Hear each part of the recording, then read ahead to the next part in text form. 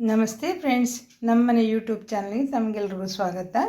ನಾನಿವತ್ತು ಈರುಳ್ಳಿ ಬಜ್ಜಿ ಮಾಡಬೇಕು ಅಂತ ಒಂದು 6 ಈರುಳ್ಳಿಯನ್ನು ನೋಡಿ ಈ ಥರ ಉದ್ದುದ್ದಕ್ಕೆ ಸಣ್ಣಕ್ಕೆ ಕಟ್ ಮಾಡಿ ಇಟ್ಕೊಂಡಿದ್ದೇನೆ.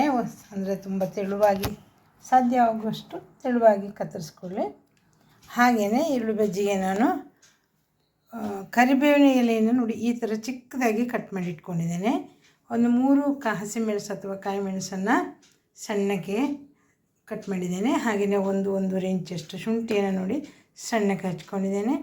ಹಾಗೆ ಒಂದು ಸ್ವಲ್ಪ ಕೊತ್ತಂಬರಿ ಸೊಪ್ಪನ್ನು ಕಟ್ ಮಾಡಿ ಇಟ್ಕೊಂಡಿದ್ದೇನೆ. ಸ್ವಲ್ಪ ಜೀರಿಗೆ ತಗೊಂಡಿದ್ದೇನೆ. ಹಾಗೆ ಇಂಗು ಕೂಡ ತಗೊಂಡಿದ್ದೇನೆ, ಇಂಗನ್ನು ತಗೊಂಡಿದ್ದೇನೆ.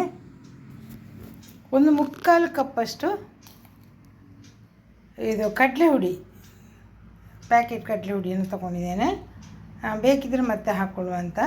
ಈಗ ನಾನು ಮೊದಲಿಗೆ ಈ ಈರುಳ್ಳಿಗೆ ಸ್ವಲ್ಪ ಉಪ್ಪನ್ನು ಹಾಕ್ಕೊಂಡು ಕಲಿಸ್ಕೊಳ್ತೇನೆ.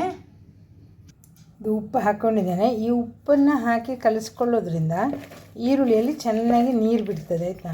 ಅದಕ್ಕೆ ಫಸ್ಟಿಗೆ ಉಪ್ಪು ಹಾಕಿ ಕಲಿಸ್ಕೊಳ್ಬೇಕು. ನಾವು ಇದಕ್ಕೆ ನೀರು ಮತ್ತೆ ಸೇರಿಸ್ಕೊಳ್ಳೋದು ಬೇಕಾ ಬೇಡ ಅಂತ ಆಮೇಲೆ ಗೊತ್ತಾಗ್ತದೆ.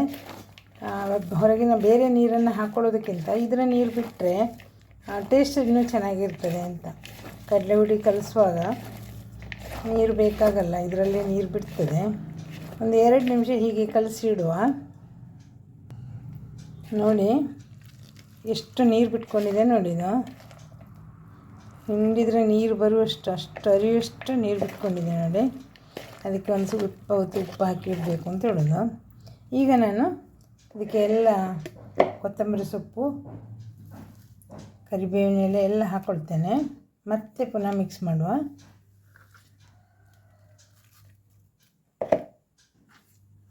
ಹಾಗೆ ಹಸಿಮೆಣಸಿನ್ಕಾಯಿ,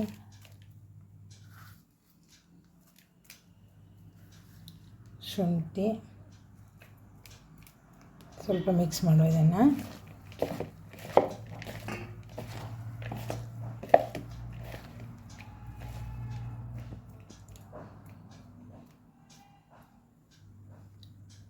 ಈಗ ಕಡಲೆ ಹುಡಿಯನ್ನು ಸೇರಿಸ್ಕೊಳ್ತಾ ಸ್ವಲ್ಪ ಸೇರಿಸ್ಕೊಂಡು ಕಲಿಸ್ಕೊಳ್ಳುವ.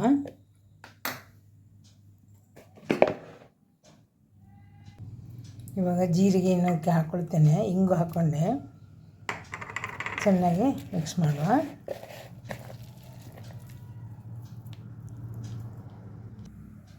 ಇವಾಗ ನೋಡಿ ಚೆನ್ನಾಗಿ ಕಲಿಸಿದ್ದೇನೆ. ಅದಕ್ಕೆ ಇಷ್ಟು ಏನು ಹಾಕೋದು ಬೇಡ, ಹೀಗೆ ಸಾಕು. ನಾನು ಸುಮಾರು 1 ಕಪ್ಪು, ಫುಲ್ಲು 1 ಕಪ್ಪಷ್ಟು ಹಾಕಿದ್ದೇನೆ. ಬೇಕಾದಷ್ಟು ಸೈಜಲ್ಲಿ ಉಂಡೆ ಮಾಡಿಕೊಂಡ್ರೆ ಆಯಿತು. ಉಂಡೆ ಎಲ್ಲ ಒಂದು ಸ್ವಲ್ಪ ಈ ಥರ ತೆಗೆದು ಹಾಕೋದಷ್ಟೇ. ಉಂಡೆ ಫುಲ್ ರೌಂಡ್ ಉಂಡೆ ಮಾಡಲ್ಲ, ಹೀಗೆ ಮಾಡಿಕೊಂಡು ಹಾಕ್ಕೋಬೇಕು. ಈಗ ನಾನು ಸ್ಟವ್ ಹಚ್ಚಿಸ್ಕೊಂಡಿದ್ದೇನೆ ನೋಡಿ.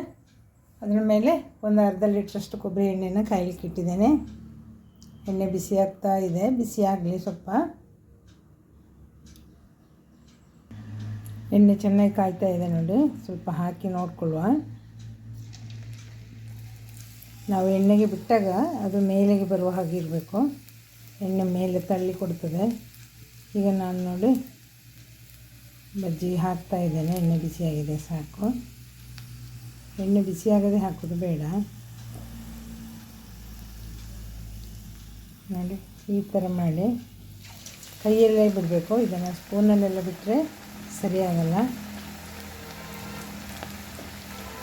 ಇದು ಮಂಗಳೂರು ಕಡೆಯ ಸ್ಪೆಷಲ್ ತಿಂಡಿಗಳಲ್ಲಿ ಇದು ಒಂದು ಈರುಳ್ಳಿ ಬಜ್ಜಿ. ಈಗ ಎಲ್ಲ ಕಡೆ ಮಾಡ್ತಾರೆ ಹೋಟೆಲ್ಗಳಲ್ಲಿ, ಮನೆಗಳಲ್ಲಿ.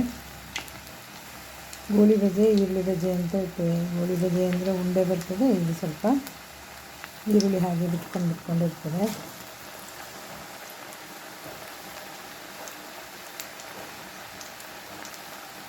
ಇದಕ್ಕೆ ಇಂಗು ಶುಂಠಿ ಎಲ್ಲ ಹಾಕಿರೋದ್ರಿಂದ ಗ್ಯಾಸ್ಟ್ರಿಕ್ ಏನೂ ಆಗೋಲ್ಲ. ಕಡಲೆ ಹುಡಿ ಹಾಕಿರೋ ಕಾರಣ ಗ್ಯಾಸ್ಟ್ರಿಕ್ ಆಗೋದು ನಿಮಗೆ ಅದೇನು ತೊಂದರೆ ಆಗೋಲ್ಲ. ಮಕ್ಕಳೆಲ್ಲ ಸ್ಕೂಲಿಂದ ಬರುವಾಗ ಸ್ವಲ್ಪ ಮಾಡಿ ಇಟ್ಕೊಂಡ್ರೆ ಖುಷಿಪಟ್ಟು ತಿಂತಾರೆ.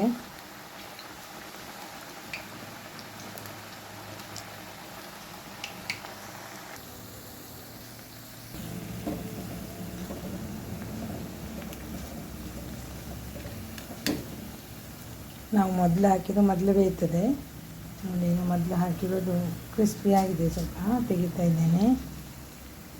ಅದು ಹಾಕ್ತಾ ಎಣ್ಣೆ ಸ್ವಲ್ಪ ತಣ್ಣಗಾಗ್ತದಲ್ಲ, ಹಾಗಾಗಿ ಅದು ಬೇಯುವಾಗ ನಿಧಾನ ಆಗ್ತದೆ.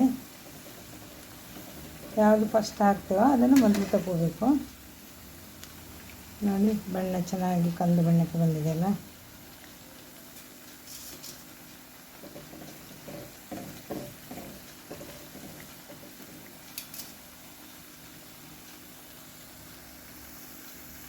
ಫ್ರೆಂಡ್ಸ್ ನೋಡಿ ಇಷ್ಟೊಂದು ಆಗಿದೆ ನೋಡಿ. ಇವಾಗ ನಾನು ಸರ್ವಿಂಗ್ ಬೌಲಿಗೆ ಹಾಕ್ಕೊಳ್ತಾ ಇದ್ದೀನಿ. ಎಷ್ಟು ಕ್ರಿಸ್ಪಿಯಾಗಿ ಬಂದಿದೆ ಗೊತ್ತಂದರೆ, ತುಂಬ ಚೆನ್ನಾಗಿ ಬಂದಿದೆ, ಟೇಸ್ಟಿಯಾಗಿಯೂ ಬಂದಿದೆ.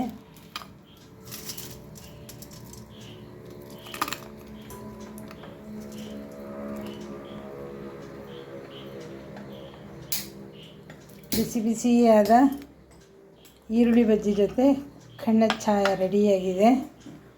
ಬನ್ನಿ ಸವಿಯೋ, ಒಟ್ಟಿಗೆ ಕುತ್ಕೊಂಡು ತಿನ್ಬೋದು, ಬನ್ನಿ. Thank you. ನಾನು ಮಾಡಿದ ಇವತ್ತಿನ ಈರುಳ್ಳಿ ಬಜ್ಜಿ ರೆಸಿಪಿ ಇಷ್ಟ ಆಯಿತಾ? ಇಷ್ಟ ಆದರೆ ಲೈಕ್ ಮಾಡಿ, ಶೇರ್ ಮಾಡಿ, ಹಾಗೆ ಕಮೆಂಟ್ ಮಾಡಿ.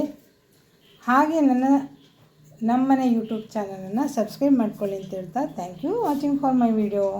Thank you.